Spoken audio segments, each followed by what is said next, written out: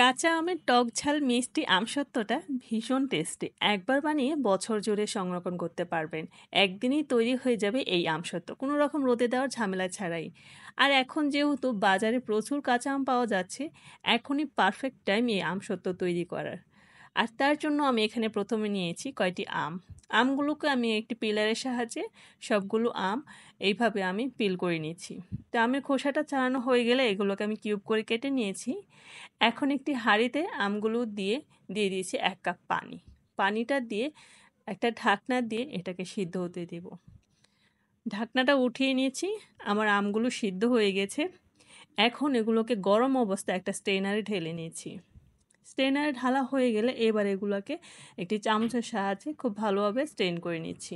সবগুলো আম স্ট্রেন করা হয়ে গেছে, পারফেক্ট একটা পেস্ট রেডি হয়েছে। এখন চুলায় একটি ফ্রাই প্যানে আমি সে আমের পিউরিটা দিয়ে এর মধ্যে দিয়ে দিয়েছি 1 কাপ চিনি। চিনিটা দিয়ে এবার এটাকে ভালোভাবে মিশিয়ে নিচ্ছি।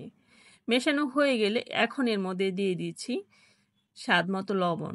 এখানে আমি সাদা লবণ আর বিট নুন দিয়েছি, দিয়ে এটাকেও মিশিয়ে নিয়েছি।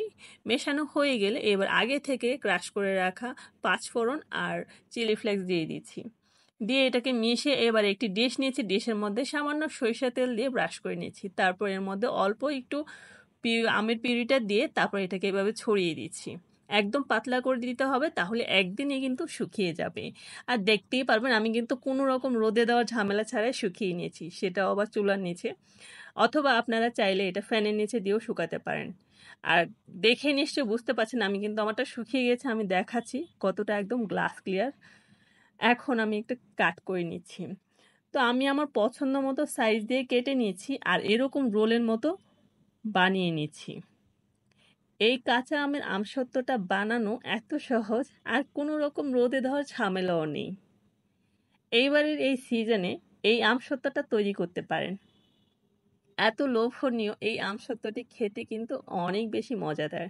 এইভাবে আমসত্ত্ব বানিয়ে আপনারা কিন্তু এটা ফ্রিজে রাখতে হবে না, বাহিরে রেখে নর্মাল টেম্পারেচারে রেখে সারা বছর খেতে পারবেন। 1 বছরের মতো ভালো থাকবে, কোনো নষ্ট হবে না।